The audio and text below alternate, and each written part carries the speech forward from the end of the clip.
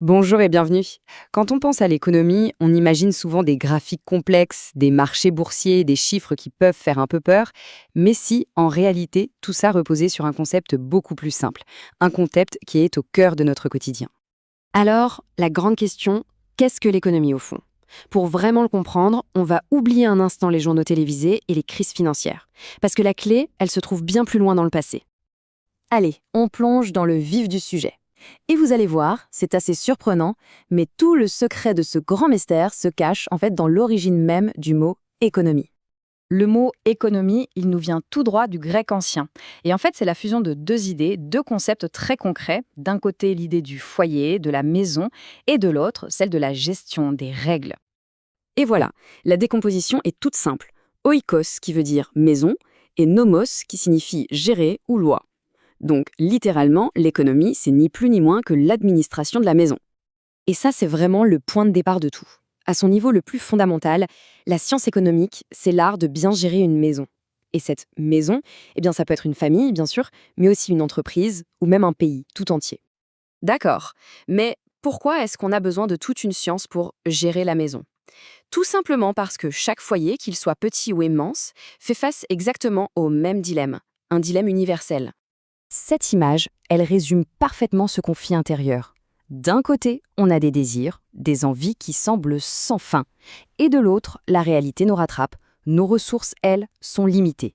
C'est exactement là, dans cette tension, que se trouve le cœur du problème économique. Le principe est donc très simple à comprendre.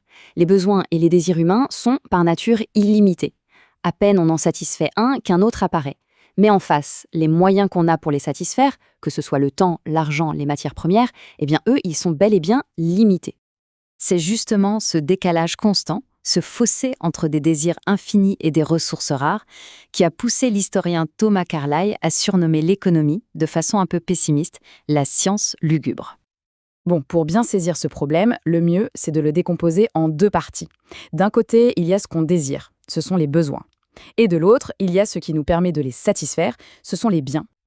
Alors attention, en économie, un besoin, c'est bien plus qu'une simple envie. C'est défini comme un sentiment de manque, une privation, quelque chose qu'on cherche activement à faire disparaître. C'est le vrai moteur de l'activité humaine. Ces besoins, ils ont trois caractéristiques clés. D'abord, on l'a dit, ils sont illimités. Ensuite, la bonne nouvelle, c'est qu'ils peuvent être satisfiés, même si c'est souvent temporaire. Et enfin, ils évoluent sans arrêt. Nos besoins aujourd'hui ne sont pas du tout les mêmes qu'il y a 50 ans, et ils sont différents d'un pays à l'autre. Et donc, la solution à ce sentiment de manque, c'est ce qu'on appelle un bien. C'est un terme très large qui désigne absolument tout ce qui peut satisfaire un besoin, que ce soit un objet ou un service. On peut classer ces biens. Il y a une première distinction qui est essentielle. D'un côté, il y a les biens économiques. Ils sont rares, il faut du travail pour les produire, et donc ils ont un prix. Et de l'autre côté, il y a ce qu'on appelle les biens libres, comme l'air qu'on respire ou la lumière du soleil, qui sont là en abondance dans la nature. Une autre distinction très importante se fait entre les biens matériels, ceux qu'on peut toucher, stocker, comme une table ou un stylo, et les biens immatériels, qu'on appelle aussi les services. Eux, on ne peut pas les stocker. Ils sont consommés au moment même où ils sont produits. Pensez à une coupe de cheveux ou à un trajet en bus. Ok, maintenant qu'on a posé ces bases, on peut revenir à notre image de la maison et l'appliquer à différentes échelles. La question maintenant, c'est qui sont les joueurs, qui gèrent ces différents foyers économiques? En économie, on identifie trois grands types d'acteurs, qu'on appelle des agents. Il y a d'abord les ménages, dont le rôle principal est de consommer.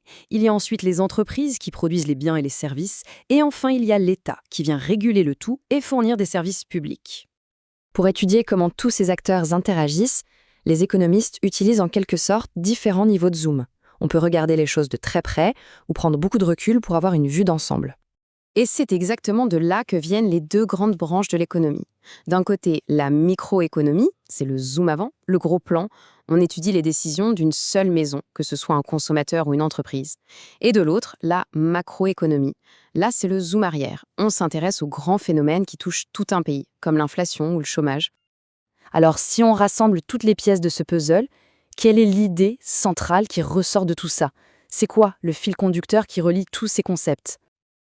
Eh bien, le message essentiel, le voilà. S'il ne fallait retenir qu'une seule et unique idée, ce serait celle-ci.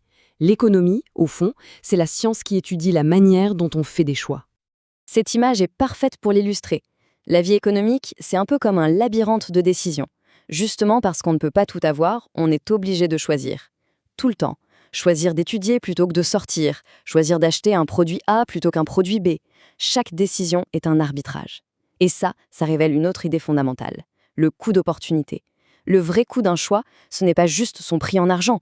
Non, c'est la valeur de ce à quoi on a renoncé. Choisir A, c'est renoncer à B. Pour conclure, on voit bien que l'économie, ce n'est pas juste une affaire d'experts. C'est l'histoire de nos choix de tous les jours face à cette réalité de la rareté. La question qui reste, et qui est peut-être la plus importante, c'est celle-ci. Quel est le choix économique le plus crucial qui se présente à chacun aujourd'hui ?